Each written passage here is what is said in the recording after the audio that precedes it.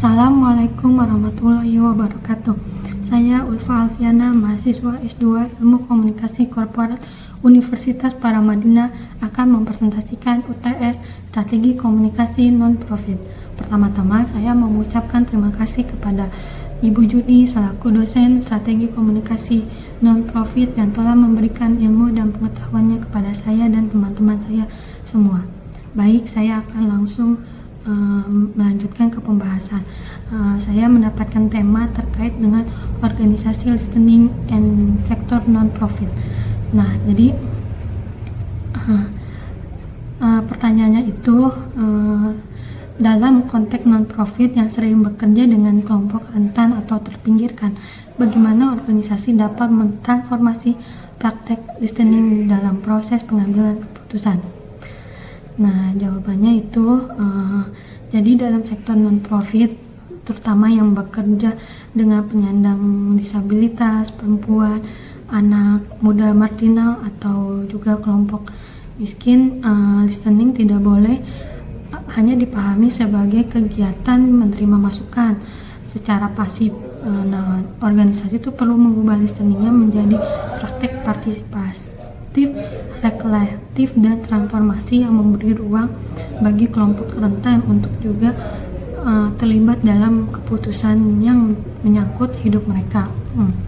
Nah, ada beberapa caranya terkait transformasi listening itu. Pertama, menggeser listening dari konsultasi simbolik ke partisipatif bermakna. Banyak organisasi hanya melakukan pseudo listening, ya mungkin masih banyak, yaitu berpura-pura mendengarkan dengan cara cuma melalui survei, kotak saran, atau wawancara formal. Padahal keputusan juga tetap dibuat secara top down, dari atas ke bawah.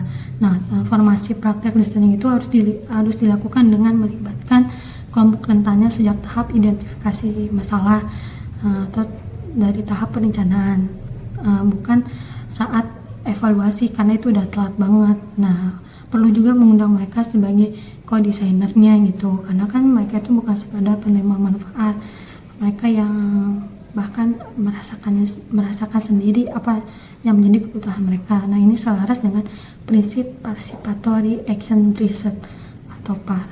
Nah, yang kedua, bisa menggunakan model deep listening dalam komunikasi organisasi, merujuk konsep organisasi listening dari Jim McNamara. Organisasi harus mengembangkan kemampuan listening to understand, bukan untuk membenarkan agenda organisasi. Listening across difference, mengakui perbedaan pengalaman hidup kelompok rentan. Dan responsive listening, itu hasil pendengaran, menghasilkan perubahan nyata dalam kebijakan atau program yang diambil. Nah, jadi deep listening itu menuntut adanya interpretasi, dialog, dan respon berupa aksi, bukan sekadar dokumentasi. Yang ketiga, bisa menyiapkan ruang komunikasi yang aman atau safe communication space. Nah, kelompok rentan itu kan sering nggak mau gitu menyuarakan pengalamannya. Mungkin bukan nggak mau, tapi mereka punya trauma, mereka tidak percaya diri, mereka merasa tidak setara gitu, dan tidak punya relasi kuasa. Itu juga bisa jadi mereka merasa mereka tidak kompeten untuk menyuarakan hal itu gitu. Nah, jadi organisasi non-profitnya itu harus dapat menciptakan ruang aman untuk mereka dengan menyediakan fasilitator dari komunikasi yang sama, yang terlatih dalam gender dan inklusi. Terus juga mendorong format dialog non formal seperti one-on-one, face-to-face, atau melalui storytelling. Juga bisa menggunakan bahasa inklusif, yaitu mungkin bahasa isyarat atau pendamping komunitas, dan juga memberikan perhatian kelompok rentan dalam public speaking agar mereka bisa lebih percaya diri.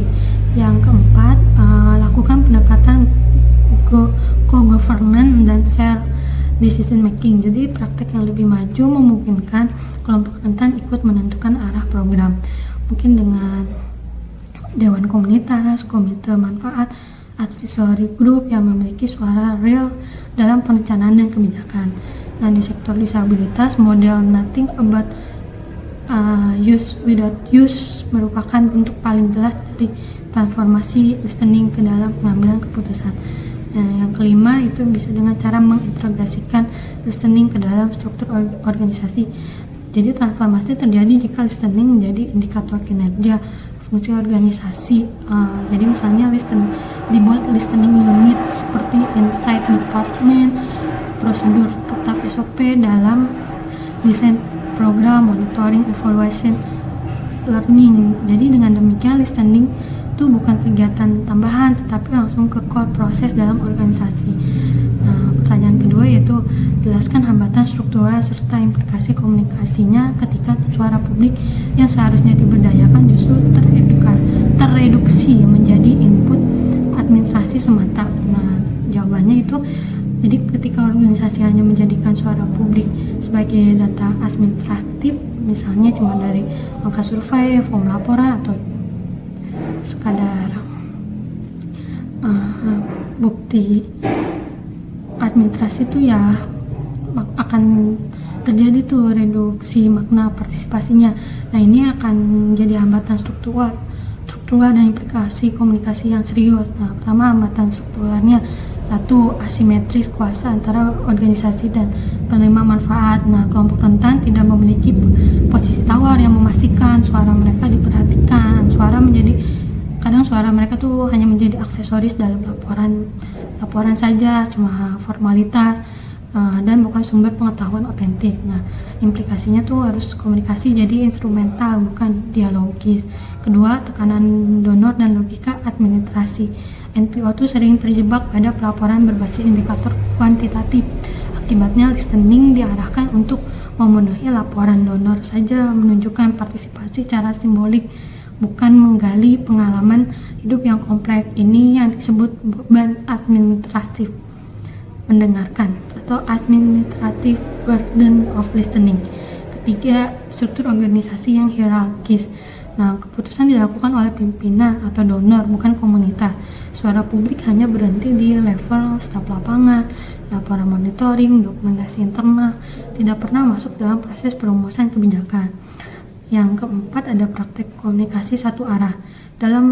Jadi walaupun organisasi mengklaim mereka berorientasi sosial, mungkin praktek komunikasinya tetap top down, terus hanya berbasis instruksi, minim dialog, memposisikan publik sebagai objek komunikasi.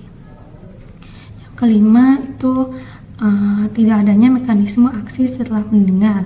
Jadi data hasil konsultasi itu tidak mengubah apapun karena organisasi tidak memiliki mekanisme respon atau unit kebijakan yang mengolah suara publik, komitmen struktural untuk menindaklanjuti hal itu ya. Jadi ini membuat listening menjadi ritual administratif, bukan proses perubahan. Nah, implikasi komunikasi ketika suara publik direduksi menjadi input administrasi. Satu, hilangnya kepercayaan kelompok rentan. Mereka menyadari ketika suara mereka hanya menjadi formalitas. Implikasinya menurunnya partisipasi dan hilangnya kepercayaan resistensi pada program baru. Dua, tokenisme komunikasi. Organisasi terlihat mendengar tetapi sebenarnya tidak partisipasi menjadi tokenisme, yaitu melibatkan masyarakat hanya untuk legitimasi program, bukan untuk pengambilan keputusan. Nah, ketiga, ada distorsi makna dan hilangnya pengalaman nyata. Ya, bayangkan aja ketika suara dipaksa untuk format administrasi cuma angka dan kode-kode, mungkin pengalaman hidup yang kayak makna dari kelompok rentan itu ya jadi hilang gitu. Komunikasi berubah cuma dari narasi manusia menjadi angka dan laporan proyek. Nah, keempat ada invisible voice, yaitu suara minoritas tuh makin tersingkir. Kelompok paling rentan, penyandang disabilitas makin berat, mereka tuh jadi makin kehilangan ruang representasi. Organisasi secara tidak sadar menciptakan spiral of silent versi struktural. Publik merasa pendapatnya tidak berpengaruh dan mereka diam, dan organisasi menganggap mereka tidak punya masalah, dan juga berpengaruh kepada pengambilan keputusan yang menjadi tidak relevan ketika suara masyarakat tidak benar-benar terdengar. Maka program yang dijalankan tidak menjawab kebutuhan kelompok rentan. Sekian presentasi dari saya, terima kasih banyak.